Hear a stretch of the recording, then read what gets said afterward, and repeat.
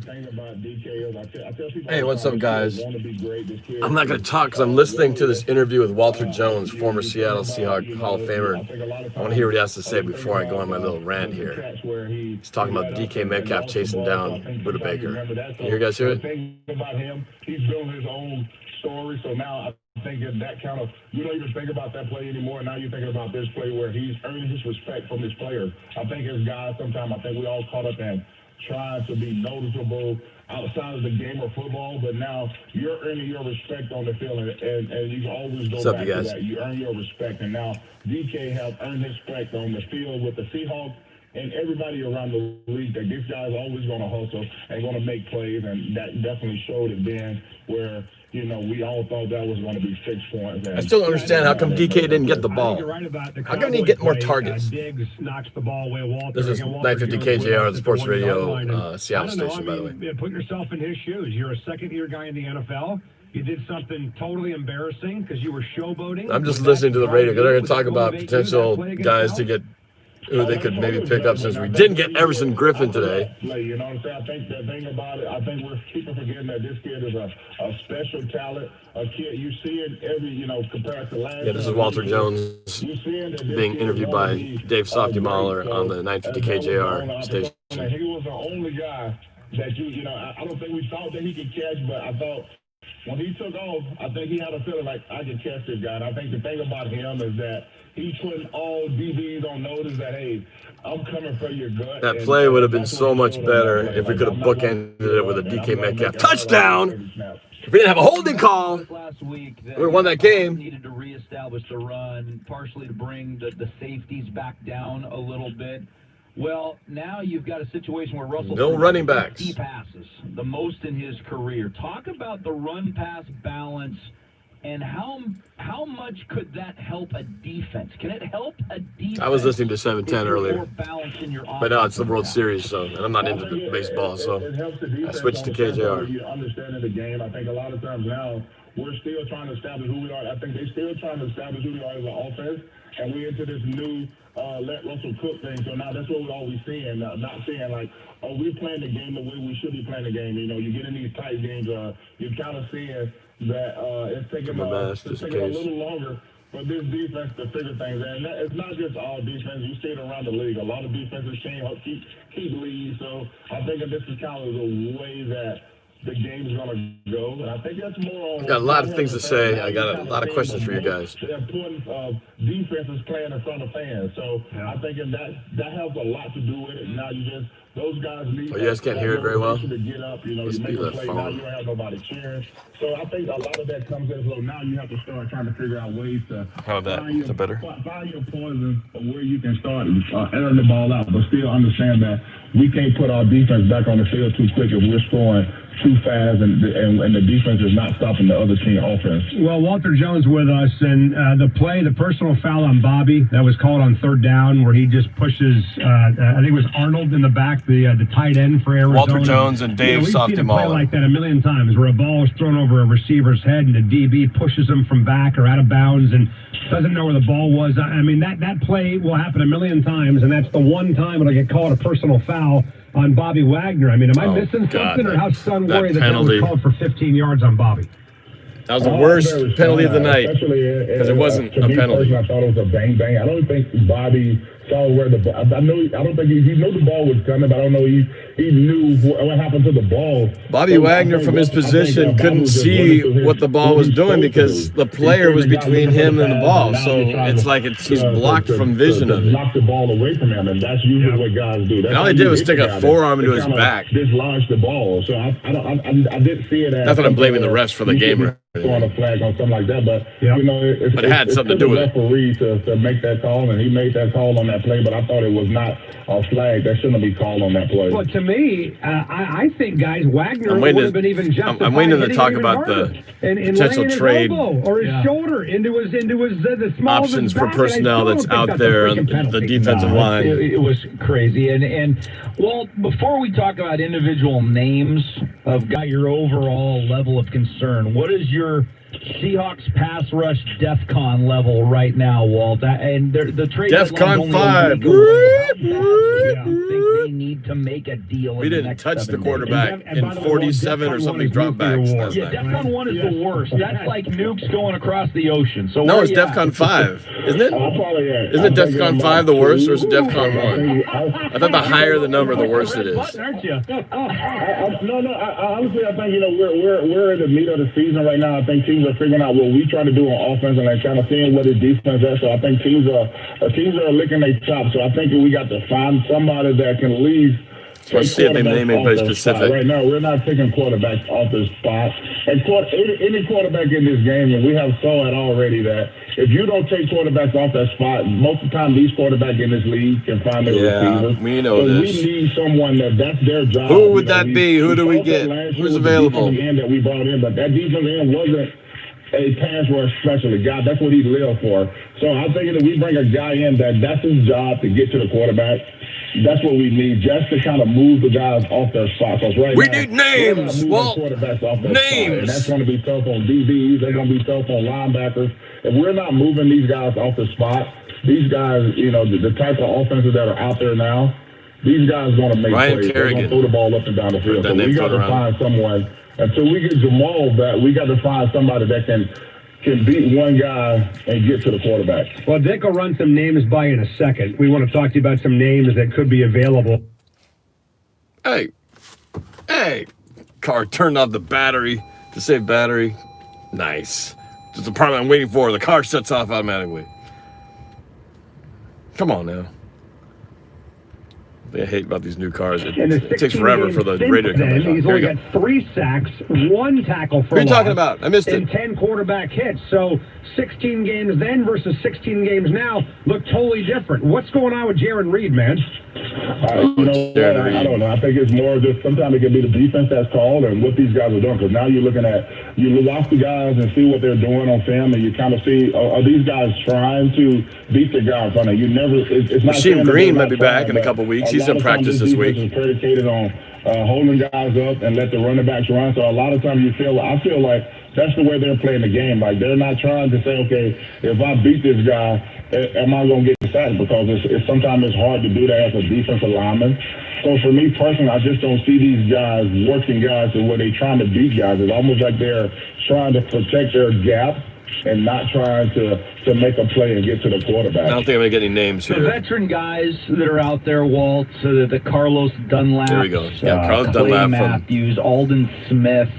Dave, you got a couple more. I know you were looking up a couple more veterans. Ryan Kerrigan. There you go. You mentioned Ryan Kerrigan. Watt, maybe, I guess, but whatever. Right, and there's the veteran guys that probably wouldn't, other than a guy like Watt, that probably wouldn't cost you very much if you were the Hawks. But then there's a guy like Quinn Williams, who was the 3rd overall pick in the draft a couple of years ago. The Jets reportedly have him on the trade block. He would cost you, obviously, quite a bit more, but he's only 22 years of age. So would you rather get like a stopgap guy that can help you this year and not pay much for him, or would you rather make a more involved deal and get a guy that you've got control for 3 more years with? Good question. You throwing stuff out there, but I'm just saying, like, I look at it as what we need right now. We need a pass rush. So for me personally, I think about Dunlap. I think about Watt, guys that's gonna demand double teams. Dunlap hasn't been that great this year. Okay, J.J. Watt, he did much. You got the win now because we got 2 on Watt, we got 2 on Dunlap. So now I'm thinking you got a guy out there that. Offense is hot. Right now, we're not pointing out nobody. Offense is not pointing out the guys there. We got to know where this guy is at. We're not trying to figure that out. These guys are out here just playing football. So every time there's an offensive lineman, you need to know where somebody is at. So I think if you get a Watt or you get a Dunlap, that offensive line is going to want to know where those guys are every time they come to the line of scrimmage. So that's the kind of confusion. That's the way you want offensive linemen and offensive Carlos Dunlap, J.J. Watt. Where is this guy? You guys would one of those 2 guys? With 2 guys. So I think if you bring a guy in like that, because right now, this window is right now. What we got going on right now, what Russell is doing, this window is right now. So if you don't give this guy a defense, it'll be a lost season if we don't give him a defense that he feels comfortable with. That's saying that this defense can get us to the Super Bowl. I totally agree with that. All right, I'm done with that. Didn't tell me much. more than I already knew. Welcome, you guys. Sorry, I was listening to sports radio because I wanted to hear what they had to say. They didn't really tell me much. Thanks for hanging in there, being patient. I haven't done one of these car rants in a while, and I'm here outside over in Issaquah, Washington, where Vanessa's got a volleyball practice, and I'm basically just hanging out here because I can't watch practice because they don't let you in anymore.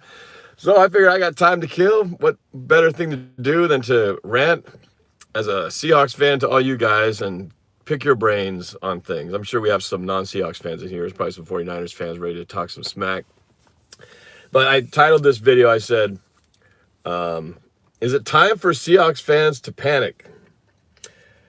And just curious what you think. I'll tell you what I think. I think Gangrene David is in the house, man. What's up? Cameron Hughes, we are 0-7 and getting Trevor Lawrence. It sure looks like it. J.J. Watt, great career, but he's on the decline. All right. Me as a Seahawks fan, I'll tell you how I feel. Kind of, yeah. I've been worried, really, because I've seen this coming for a while. And I say that because let's be real about what we've done so far. Okay, we were 5-0, could have been 6-0, but my honest feeling is that it's a mirage of it would have been a mirage of a perfect record, because we know how close every one of those games were, right? We barely beat the Patriots, we barely beat the Vikings, and we could have almost barely beaten the Cardinals. But that said, we did not beat them. And then we beat the other teams, the Falcons, the Dolphins, and the Cowboys. Now, if you look at their records combined, or separately, whatever, each of those teams, none of them has a record better than 500. Miami's the best record at 3-3. You got the Falcons, who are 1-5. You got the Vikings, who are 1-5. You got Dallas, who's really crap the bed. They're like, 2-4. And then you have the Patriots, who are also 2-4. Now, I know it doesn't necessarily mean just because their record is this that all translates into, that the Falcons should be better than that. Vikings, again, they should be better than what their score is, but that's what it is, right? You are what your record says you are. And I just we're not really a 5-1 team. Yeah, our record's 5-1, but we're not 5-1 quality. We have a 6-0 offense, but we've got an 0-5 defense. So if you balance those two things out, if we were really sitting at 3-3, it could very easily be that. Again, with the Vikings and the Patriots games could have gone the other way. So we could easily be, 3-3. And granted, we've been saying this probably for the last two seasons. That last year we were 11-5.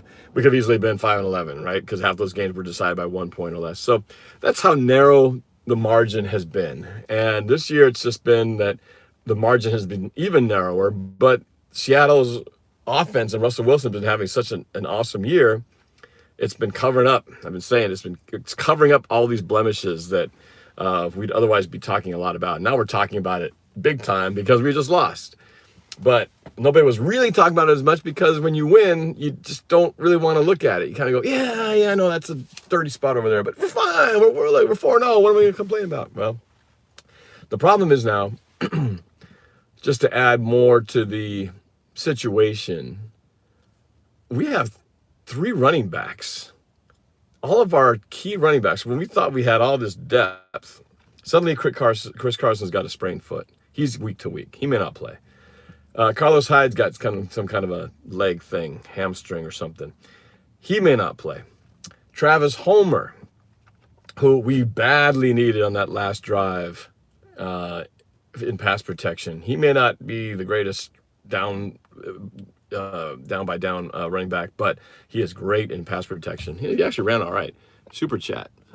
Jeremy G. Chrysosimo 2.0 as a Seahawks fan versus Chrysosimo 49ers fan. I definitely got to do a video. I think I've got one. I'm going to put one out this Friday. Chrysostom and NorbCam going at it.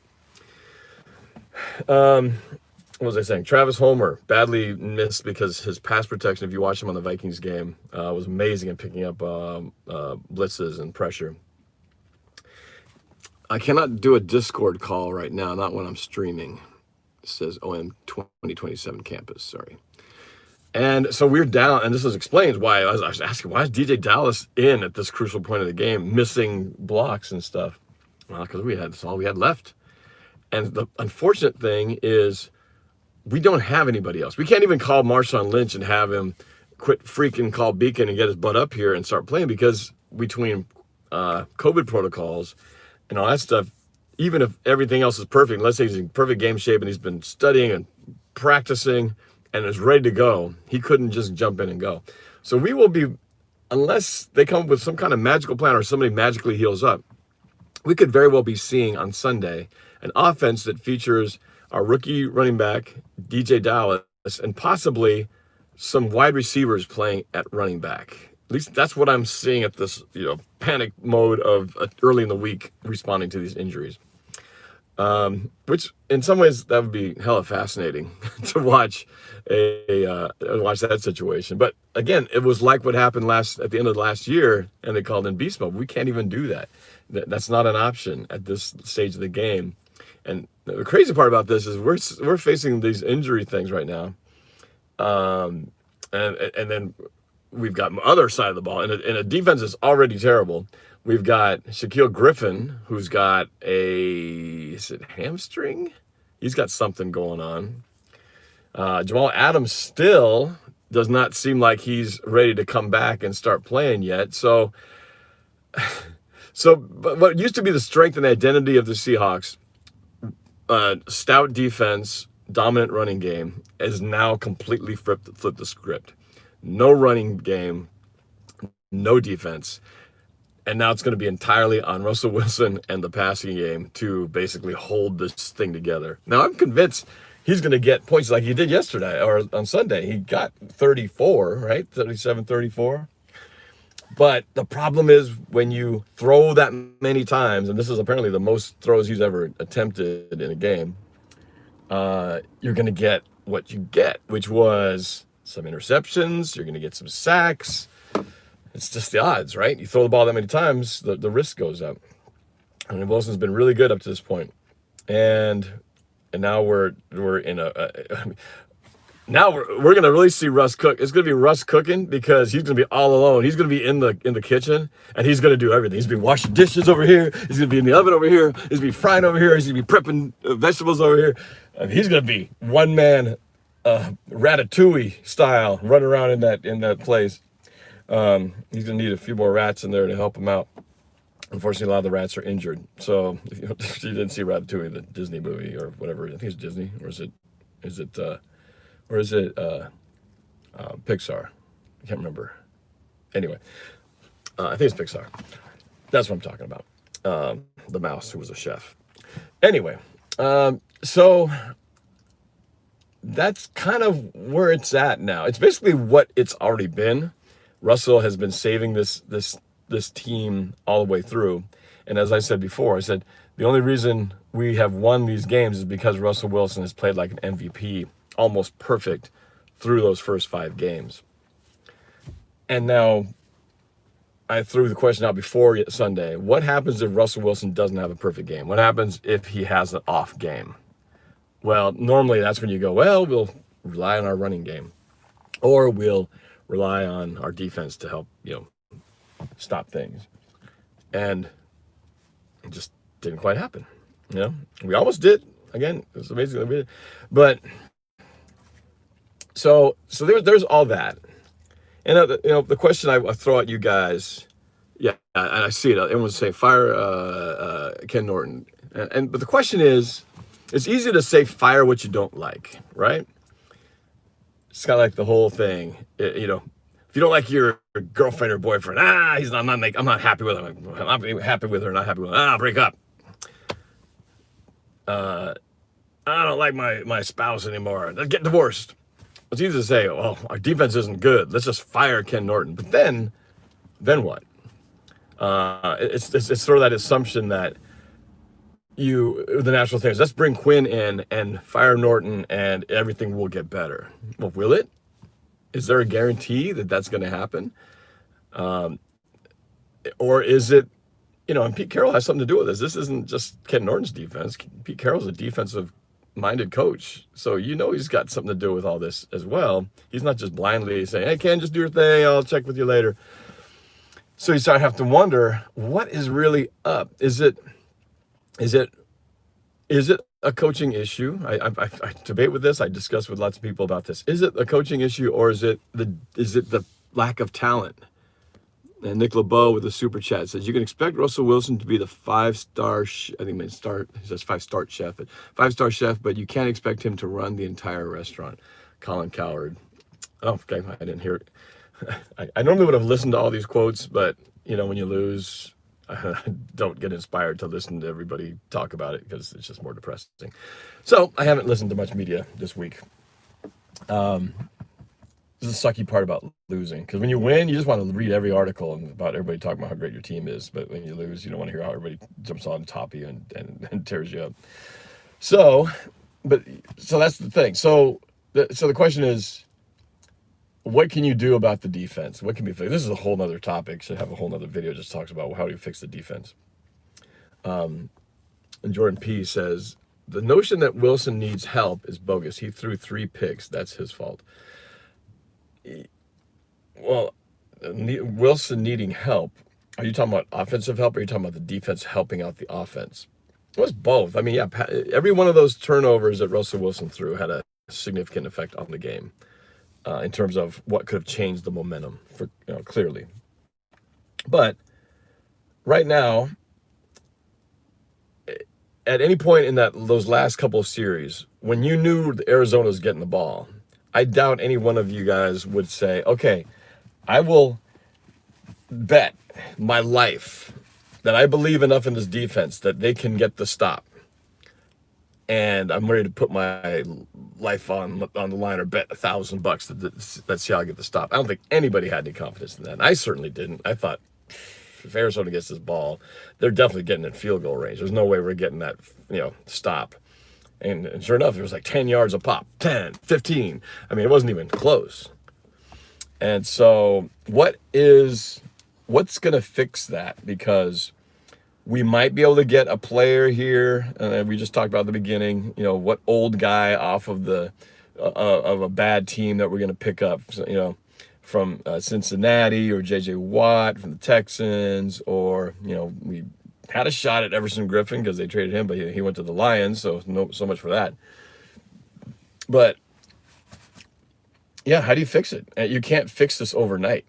It's not like you can just tear the whole house down and start at the bottom. I mean, you're kind of stuck with what you got, right?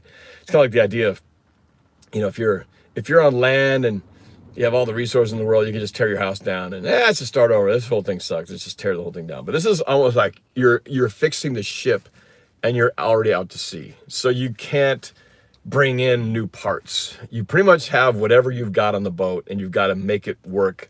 The boat is sinking. There's some big holes, and you've got to figure out how to not just fix the holes from leaking, but you've actually got to make the ship battle ready. And that's kind of how it feels with this season right now. And so if it's not the coordinator, then it's the players. And if it's the players, well, you're kind of stuck with what you have. John Paul Sciences in the super chat, not coach, scheme. Teams figured it out years ago. So what you're saying then basically is Seattle's scheme is too predictable, and that's probably a Pete Carroll thing. And we keep running the same old defensive scheme, and because they know what it's going to be, it's easier to beat.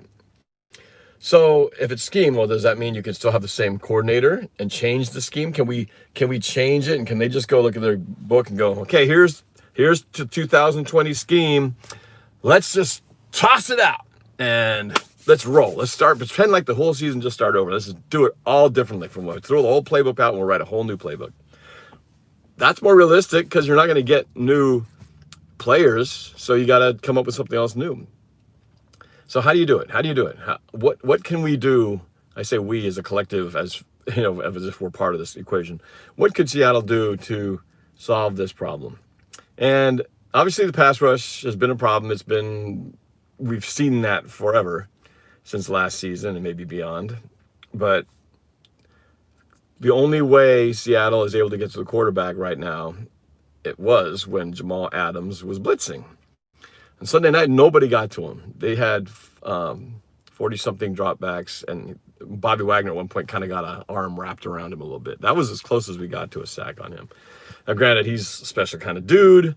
We're not going to play him every week. We won't be facing him next week. But the point is, if you don't get pressure on Goff or Garoppolo, these guys are so quick, they're not going to run, but they're going to throw to all these short routes that are like 5 yards, 10 yards, and they're just going to keep doing that. And that's what even Kyler Murray did against us, especially in that last drive. It was just this little short stuff. He did his with that one pass to DeAndre Hopkins, but the rest of the time it was just a lot of slants and outs and crossers, and for whatever reason we still can't pick that stuff up. It's just like it's like last season all over again. I mean, I get flashbacks to the Packers game, right? I mean, Aaron Rodgers and Devontae Adams, just running around, making us look silly and not being able to get a sack on him. Oh, we did get that one sack. The Shaquem sack was pretty cool. Right before things hit the fan. But, so I don't know what Seattle's going to do. I'd love to wouldn't you love to be a fly on the wall during one of those defensive meetings and hear those guys talk, hear what they're talking about, what their approach to all this is. Because they can't keep doing the same thing because it's not working. So you got to change it. But what more can you change? I think the only way you can, if you don't get any new players, is you've got to blitz more. And I think what I feel they could do is learning from what Arizona did. What I thought Arizona did a really good job of, because you look at the way that game played out. We were both, if you look at the quarterback numbers, they're almost identical. Russell Wilson's and Kyler Murray's stats were almost identical from if you put them side by side. Unix format, time to break out the face paint. Yeah, I haven't put that out this year. Now that we're losing, all bets are off in terms of trying to get us some kind of good karma going, good mojo going. But the defenses and what they were trying to stop were the same. Two guys who can run around, who also can throw, who need time in the pocket. So in this case, what Arizona did, I thought they outcoached us. I thought they actually did a better job of adapting and adjusting to the situation. Because look, did it feel like after they missed the field goal in OT, that was our game to win, that this was going to be here it is, the Russell moment. He's going to go down the field and shred them up like he did against the Vikings, and he'll probably hit Tyler Lockett or DK Metcalf for a touchdown. Well, he did get a touchdown, but he got a holding call. But besides that little thing,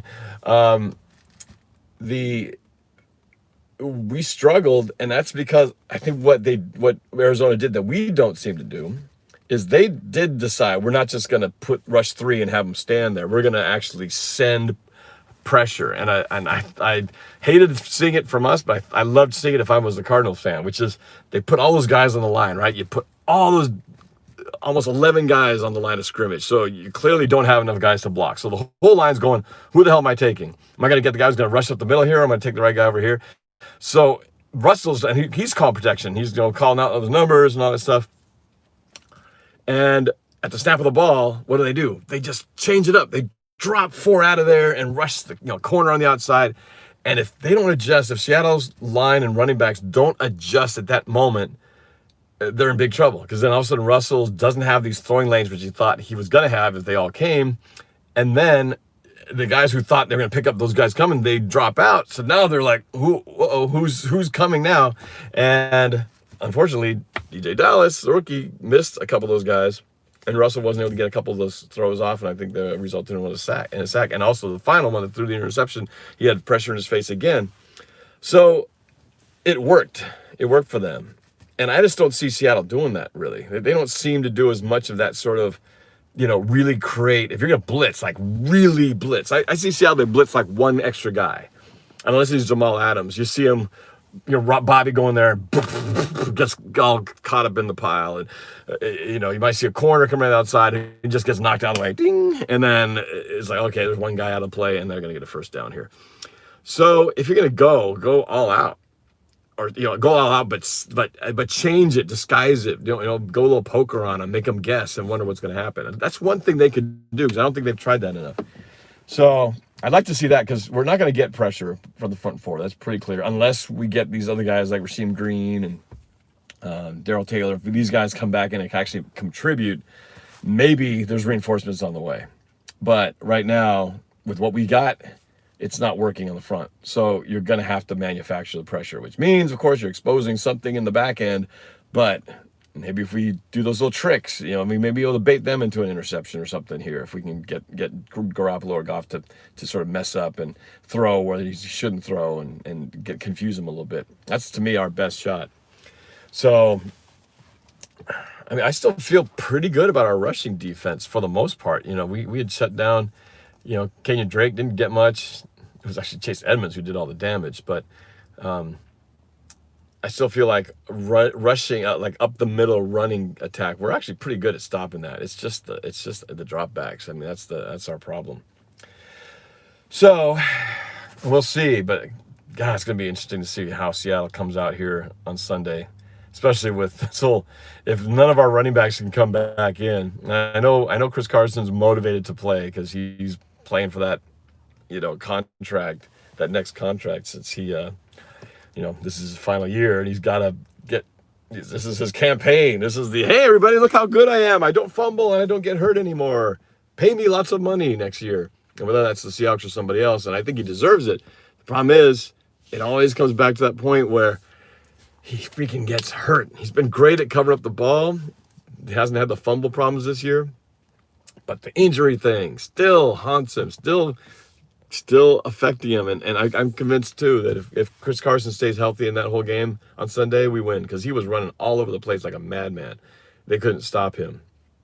And when it came down to it, when we needed to run, get a first down, 3rd and 2, we did get stopped. It's because we didn't have Chris Carson back there. Rafael DeLuna. As an NFL fan, Hawks should be on primetime weekly. I have to say that. You got to admit, we are like the best entertainment on television. Like that game yesterday, I was watching that Rams-Bears game. What a boring-ass game that was. I mean, who wants to watch that boring crap? Yeah, if you're a Rams fan, it's great. But, man, that was about as compelling as watching paint dry. I mean, it was just nothing exciting. It was a yawn fest. I stopped watching, obviously, because they were getting blown out. But no fun. And, yeah, Seattle definitely earns their ratings for sure. So, I don't know. Tomorrow night, we're going to have a later start time for the roundtable. For those of you who don't know, I have a weekly show called the NorbCam Roundtable where I bring in a panel of pals of mine who we all talk Seahawks. We have Brian Abker, we have Squabo, we have Steezy A. Smith, and we've got little Seahawks Martin, and we all basically break down the previous game and talk about what's to come. And boy, I think what I realize is when you lose, you have a hell of a lot more to talk about. When you win, it's kind of like, hey, we're great, it's awesome. But when you lose, all of a sudden, there's a lot more to talk about, and I think a lot more to disagree about when that happens. So I'm going to definitely get into it because in our last one, Brian Abker and Steezy, those guys were very, we got no problem, man. We're gonna cruise past the Cardinals. I don't know what you're worried about, Norb. And I was like, you guys, I'm worried about this game. I predicted it. I said the Cardinals, I thought were going to be the surprise team out of the West, that they'd be in second place. And they are right on our heels. And I thought we'd actually win this game. I thought we'd split the division, to be honest. I thought we would go 3-3 in the division, which, so in that regard, we still can. But I definitely did not take them lightly. And sure enough, they put up a pretty good fight. So I'm interested to see how they defend and break down what happened when we get into it tomorrow. So join us on the 5:30 Pacific time NorbCam Roundtable. And then, of course, Sunday for the game, the 49ers game, I'll be broadcasting as usual for the live party, viewing party with my dad. So come join me and my dad as we hopefully watch a find a way for Seattle to win this game. 49ers got their own injury problems. They have kind of the same thing. They're down to their bottom of the barrel scrapings for a running back as well, and they've got receiver problems too. But they still got George Kittle and that pretty good scheme. That's a good scheme that they got over there. Same with the Rams. They just got a good freaking scheme. But our offense is fine. Our offense is fine in terms of Russell Wilson and passing. That part of it's fine. The problem we have is the running backs. So, and you can't, I mean, essentially we're coming out, oh God, we're coming out. The world knows we're one-dimensional. You are a one-dimensional team come Sunday, unless something, and again, miracle happens. And that for a D coordinator, that just makes your job a hell of a lot easier when you know you can just know that they're going to throw. It's going to be fun to see how Seattle adapts to this, knowing that everybody knows what they've got going against them.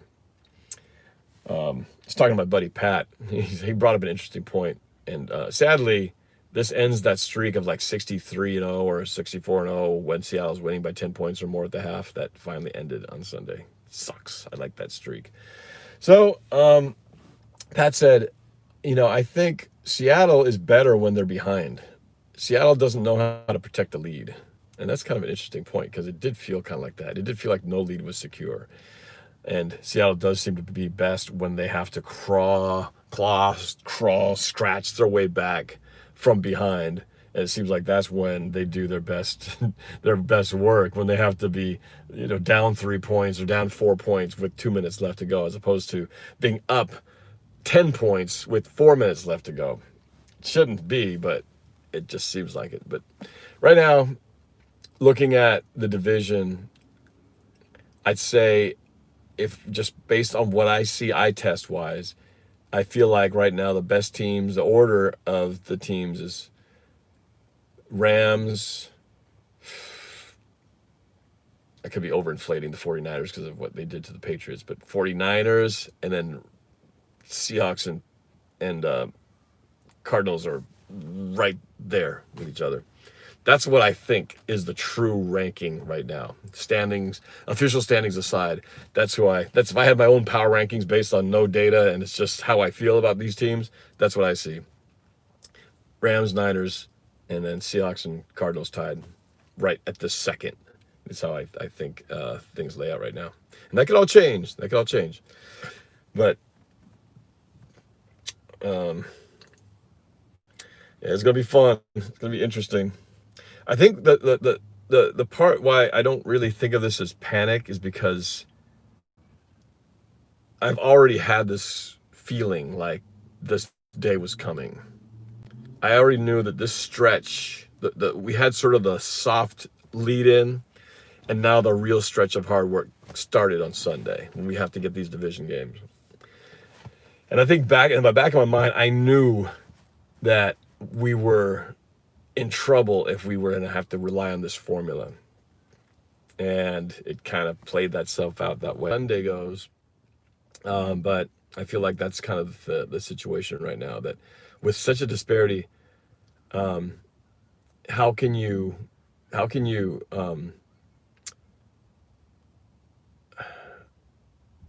call yourself a Super Bowl contender with the defense in last place?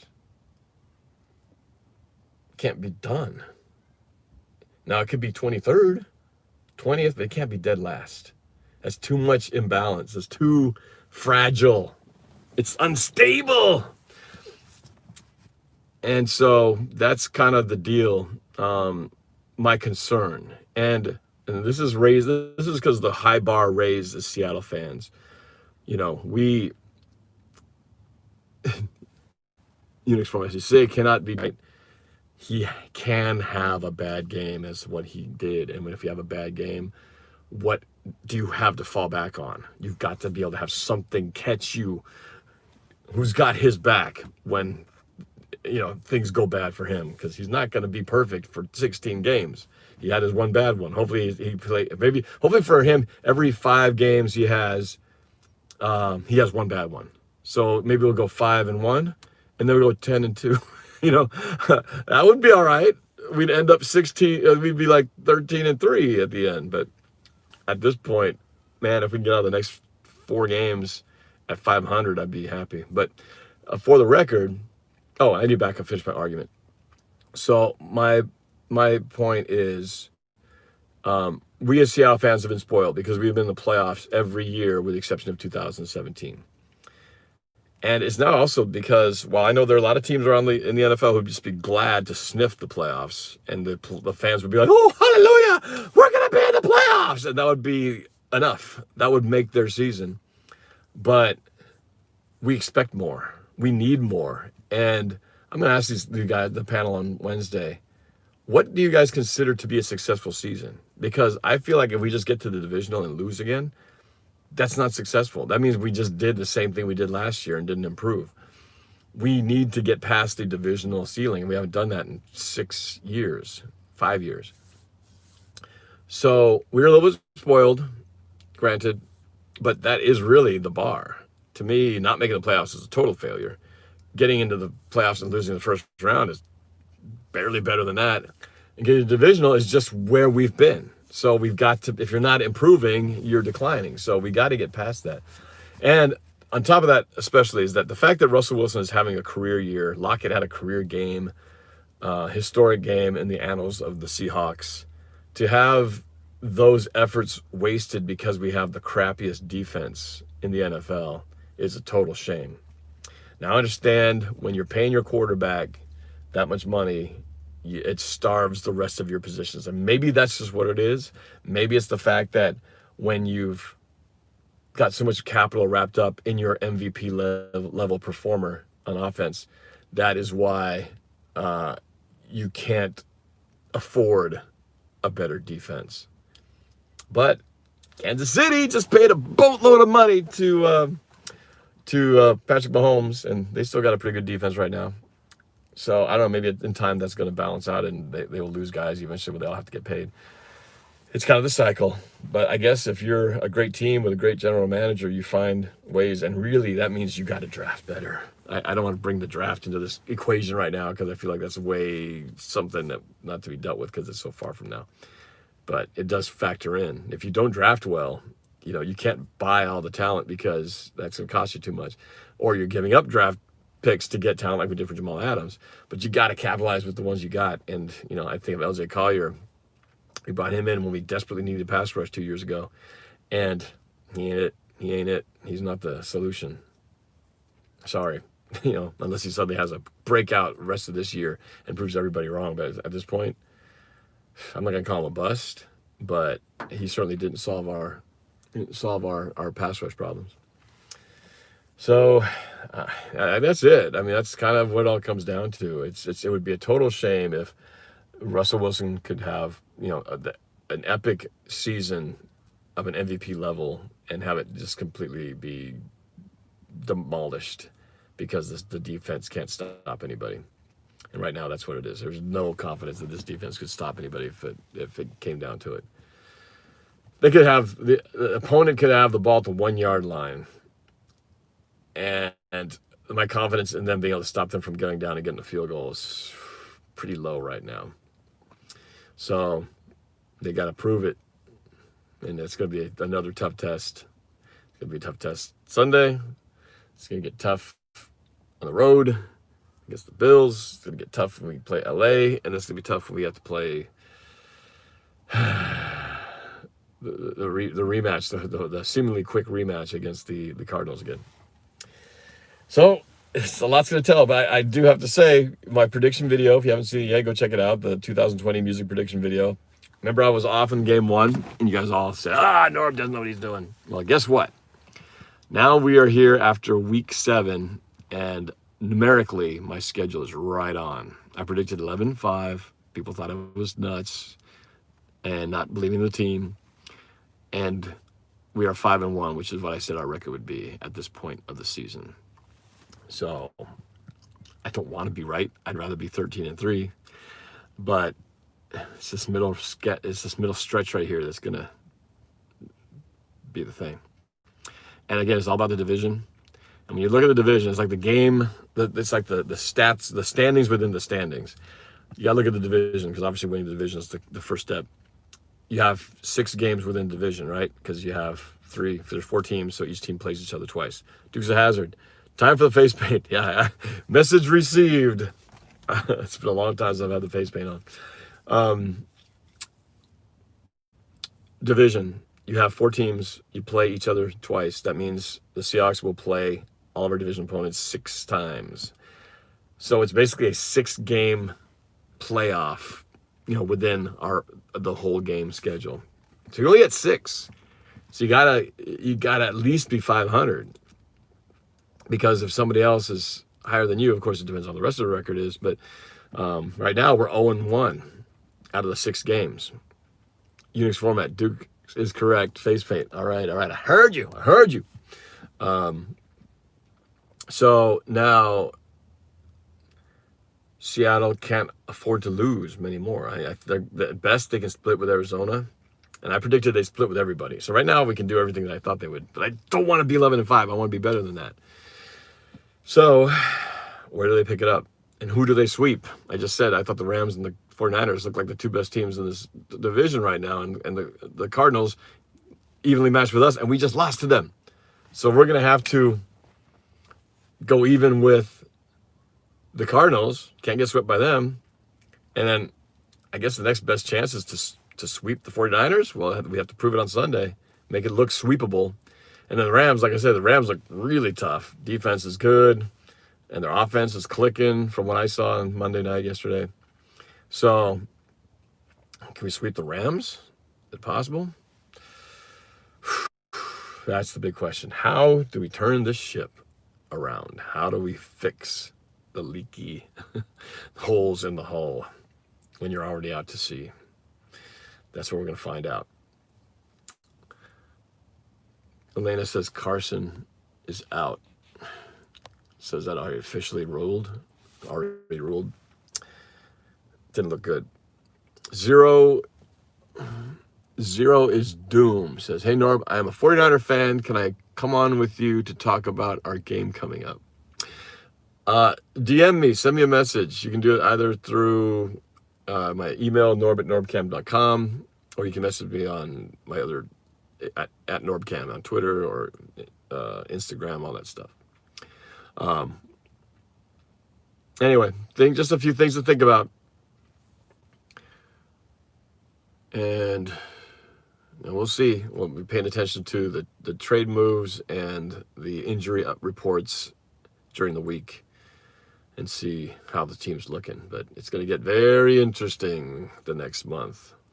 I mean, these records could really shift around. But right now, NFC West, pretty damn good division. Hawks at 5-1, Arizona 5-2, Rams at 4-2. Is that right? Or they're 5-2 now. I think they're 5-2 now. And then you got the 49ers at 4-3. Yikes. All right. We'll find out soon enough. All right, gotta go. It's getting dark in here. Catch you all later. Remember, catch the roundtable tomorrow, 5:30 p.m. It's going to be a fun one. Will I be doing trivia? I'm going to try to get that hooked up. So, all right, you guys. Talk to y'all later. Have a good one. See you at the round table tomorrow. Good night. Sleep tight. Don't let the bed bugs bite.